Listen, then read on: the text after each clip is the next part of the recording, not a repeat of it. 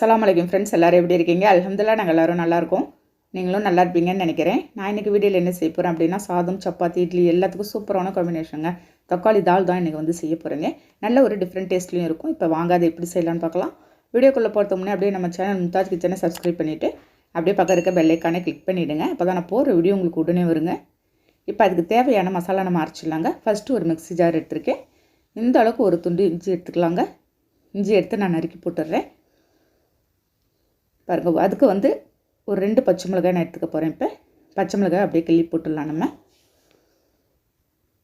ஒரு 10 பூண்டு இருக்குங்க. பூண்டு பல்லு நான் வந்து உரிச்சு வச்சுருக்கேன். அதையும் சேர்த்துட்டு எனக்கு நல்லா இது க்ரஷ்ஷாக கொஞ்சம் அரைச்சி எடுத்துகிட்டு வந்துடலாம். பாருங்கள், இந்த அளவுக்கு அரைச்சா போதும். நீங்கள் ஒன்று நைஸாக அரைக்க தேவையில்லை. பாருங்கள், செம சூப்பரான வாசனையில் இருக்குங்க. பாருங்கள், ஒரு குக்கரில் நான் ஒரு 150 கிராம் இருக்குங்க. அந்த பாசிப்பருப்பு நான் சேர்த்து க்ளீன் பண்ணி கழுவி எடுத்துகிட்டு வந்திருக்கேன்.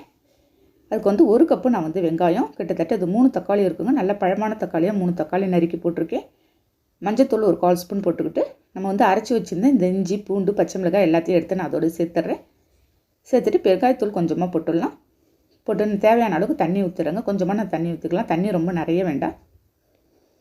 பாருங்கள், இந்த அளவுக்கு தண்ணி ஊற்றி நீங்கள் நல்லா மிக்ஸ் பண்ணி விட்டுட்டு நான் வந்து ஒரு 2 விசில் விட்டு வேக வச்சு எடுத்துகிட்டு போகிறேன்.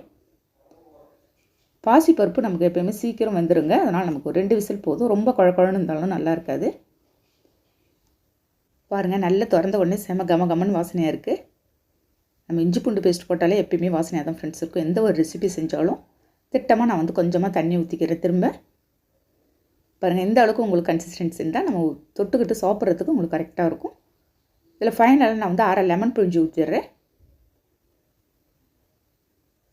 கொஞ்சமாக நான் வந்து தூள் உப்பு போட்டிருக்கேங்க. இந்த கிளிப்பு வந்து தவறி போச்சு. ஓகே, மல்லியில் கொஞ்சமாக போட்டுக்கலாம். நம்ம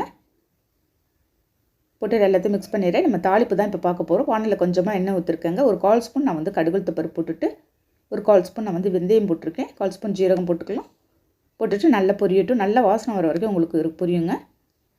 அதில் நெக்ஸ்ட்டு ஒரே ஒரு காஞ்ச மிளகாய் போட்டு கருவேப்பிலை கொஞ்சமாக போட்டுடலாம். நல்லா பொரிஞ்சதும் நம்ம ஜீரகம், வெந்தயம்லாம் நல்லா வாசனை வரும். அந்த சமயத்தில் எடுத்து நான் வந்து சாம்பாரில் எடுத்து ஊற்றிடுறேங்க. அருமையான டேஸ்ட்டில் இருக்கும் ஃப்ரெண்ட்ஸ். நீங்கள் இதை கண்டிப்பாக இந்த மாதிரி ஒரு டைம் ட்ரை பண்ணி பாருங்கள். தோசை, இட்லி, சப்பாத்திக்கெலாம் அவ்வளோ தூரம் சூப்பராக இருக்கும் காம்பினேஷன். இன்றைக்கி வந்து நான் வந்து தோசை தான் சுட்டிருக்கேன். இந்த தோசைக்கும் இந்த சாம்பாருக்கும் எப்படி இருக்குன்னு டேஸ்ட் பார்க்கலாம். நம்ம பாருங்கள், செம்ம சூப்பரான டேஸ்ட்டில் இருக்கும் ஃப்ரெண்ட்ஸ் இந்த தோசைக்கும் சாம்பாருக்கும். ஓகே ஃப்ரெண்ட்ஸ், நீங்கள் இந்த மாதிரி ஒரு டைம் ட்ரை பண்ணி பாருங்கள். ட்ரை பண்ணி பார்த்துட்டு கண்டிப்பாக கமெண்ட் பண்ணுங்கள். இந்த வீடியோ பிடிச்சிருந்தா லைக் பண்ணிவிட்டு ஷேர் பண்ணுங்கள். மறக்காமல் சப்ஸ்கிரைப் பண்ணிவிடுங்க ஃப்ரெண்ட்ஸ். தேங்க்ஸ் ஃபார் வாட்சிங். பை.